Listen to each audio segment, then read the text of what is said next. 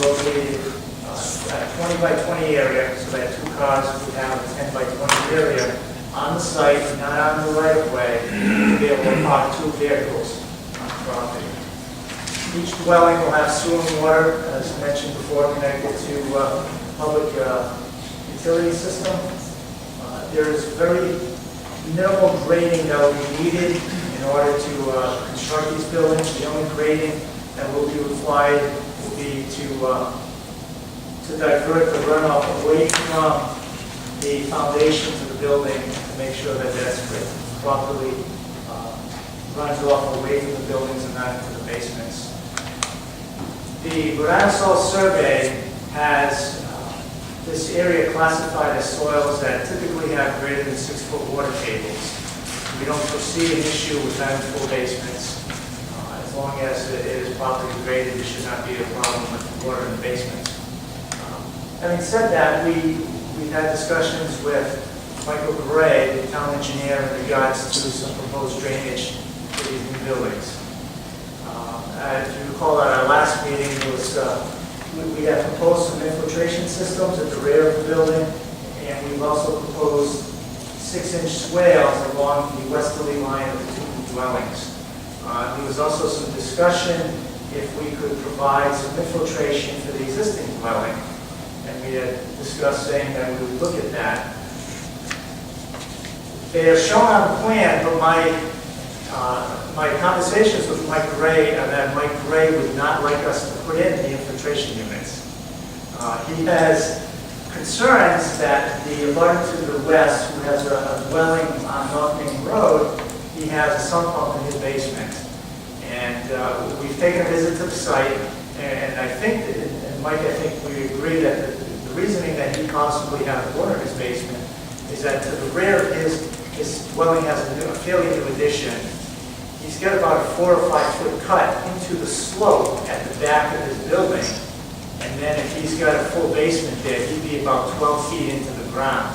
And I don't know anywhere in Jamestown that's got a 12-foot water table. So I believe that Mike's belief is that by cutting that grade and putting a full basement, that's the reason he's got the sump pump. So Mike Gray's concern is that if we're recharging and putting more water into the ground there, that it could cause more of an issue with him. And then there are a couple of other properties in the neighborhood that also have some sump pumps. He felt that because there's sewer and water in this site, it's a downtown type of site. It's different than the Shores area where you have small lots with wells where you want to try to recharge the water. That here he would just rather see the water be diverted away from the properties and just basically gone. So what we proposed is to increase the size of the swale along the westerly lines of the properties, where instead of a 6-inch deep swale, the swale would be graded from 6 inches at the far end, at the southerly end, and possibly up to about 12 inches or so to direct the water onto Swinburne Street. It would then go down the gutter line of Swinburne Street onto North Main Road, where there's some catch basins and so forth, and then into the town drainage system. Mike, is that a plan you developed in concert with the town engineer? Yes. And is he in agreement with that plan? My understanding is yes. We've also said that we could propose a swale along the parcel C, which is the existing dwelling, so that we could have, in essence, a series of 3 small swales that could divert any runoff from each parcel to Swinburne Street and then down Swinburne to North Main Road. I understand it's, there's some commissioners that would like the infiltration systems, but I think Mike Gray and I are in agreement that the swales would provide adequate drainage and protection for the neighbor to the west.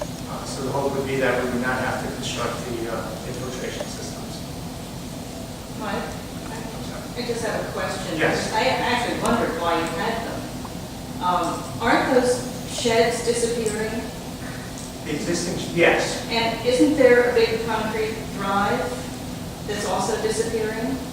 There's, yes, I know yes, it's got some breaks in it, but it's Yes. basically an impervious surface. yes, You're already getting rid of a considerable amount of impervious surface we are. at this almost equal to the houses you're putting back. When we looked at the drainage, and when I look at drainage for new properties, I just go with the new improvements as a conservative number. If we really wanted to tweak the numbers, we probably could say that there's very little increase. But again, we're trying to be a little conservative initially when we submitted these. When we first looked at these parcels, we kind of looked at them as a small site, fairly moderate-sized footprints on a small area. We just wanted, and I'm aware of the issues that are on the shores area and so forth, so I just wanted to try to provide some protection, not knowing that there were issues on some of the other sites at the time. So speaking with Mike, I'm very comfortable just providing the swales and, having that as a drainage system.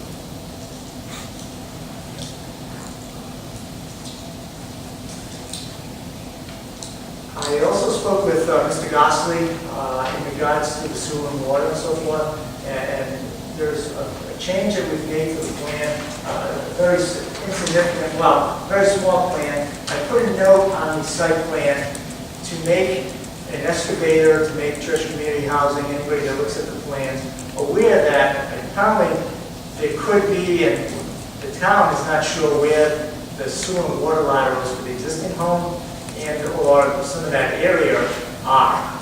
So Mr. Gosley asked that we put a note that extreme caution will be taken when we excavate the foundations for the existing sewer and water laterals, and that if there's any damage to if we hit anything while they're digging, it'll be repaired immediately. And he was comfortable with that note on the plan, just to make an excavator aware that there's they're not sure, nobody seems to know. He used the term spaghetti out there, so I'm not quite sure what that meant. So we put that note on the plan, and he was comfortable with that. So that's the only change from the site plan that I believe is not on your plans. And as part of if the planning commission approves this, the final plan to be submitted to the town will have these changes on. Yes. Consistent with Mike Gray's input and the note requested by Steve Gosley. Yes, that's correct. Thank you. While you're in the subject of changing the plans, you actually did say this was in an R20 area. CL. Right, you might want to change that on the plan while you're changing the plan. Yeah. It's on the first page. Number 4, the area zoned R20. Wait, that's the that's strange. What plans do I have? Did you change them since the last time? June 24th, the revised date? Those were the ones that were submitted to the town. There's a 6-8 one here, so maybe it's the later one. Maybe you We changed it made the already. plan- we made the change after the last meeting. Oh, okay, then you made it already, I'm sorry, go ahead. Thank you. Mike, do you have anything else? I don't believe so. You're available to answer questions? Yes. Okay, Christian Belden of Church Community Housing will be next witness. Good evening, Commissioners. Christian, have you testified before the planning commission? I have. And what is your position within Church Community Housing? I'm a project manager. And what is your educational background? I have a master's degree in community planning from the University of Rhode Island. Have you testified before this commission and other boards around the Cook County? Yes, I have. I'd ask that this witness also be accepted as an expert. It's close. Just clarification, as we go on that. But in terms of, since he is representing the applicant, do we need to accept him as an expert in this? I may have an opinion question for him, but we can leave it to that point later. You see any, doesn't matter. Should we qualify? You can qualify based on his credentials, but you also can give as much weight to his testimony given he's working for the applicant. Okay, all right, we'll pass that. Thank you. To close up our part of the presentation, I'd like to highlight some of the elements of the design that I believe